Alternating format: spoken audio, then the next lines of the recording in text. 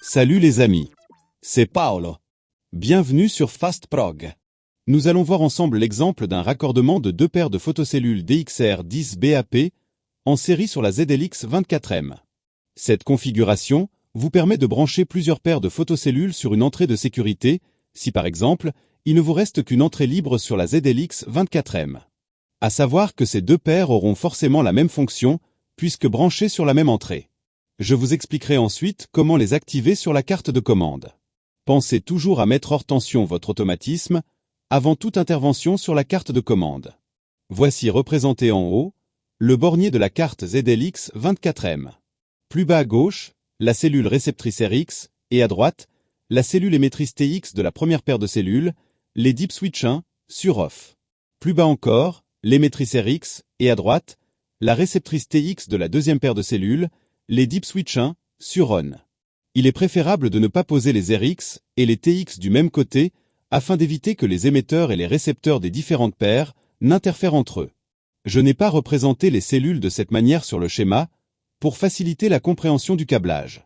Vous n'êtes bien évidemment pas obligé d'effectuer votre câblage dans l'ordre présenté maintenant.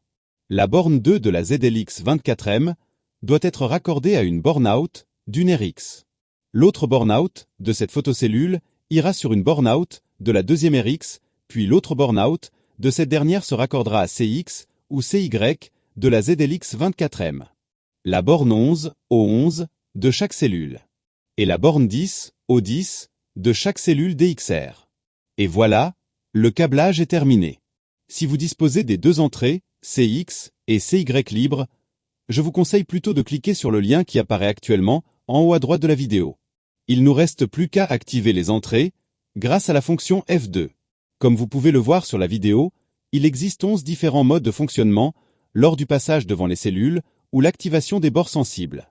Pour l'activation de l'entrée CX, appuyez sur la touche entrée de la ZLX24M jusqu'à voir apparaître F1. Puis appuyez sur la flèche de droite pour atteindre F2. Appuyez sur entrée, l'écran affiche off. Appuyez sur la flèche de droite, l'écran affiche C1, C2, C3, etc. Sélectionnez la fonction désirée et appuyez sur Entrée, l'écran revient sur F2. Si vous souhaitez activer l'entrée CY, rendez-vous à F3. Enfin, appuyez sur ESC, l'écran s'éteint.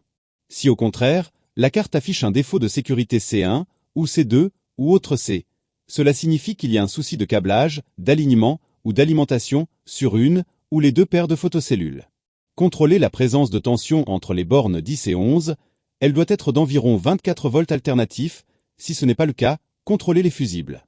Assurez-vous que rien ni personne ne se trouve entre les photocellules, que l'alignement des photocellules entre elles soit bon, et que la pile dans les cellules TX ne soit pas défectueuse et bien positionnée. Voici en vidéo la signification des voyants LED des DXR, dont celle vous permettant de vérifier l'alignement. Revérifiez à nouveau le bon câblage.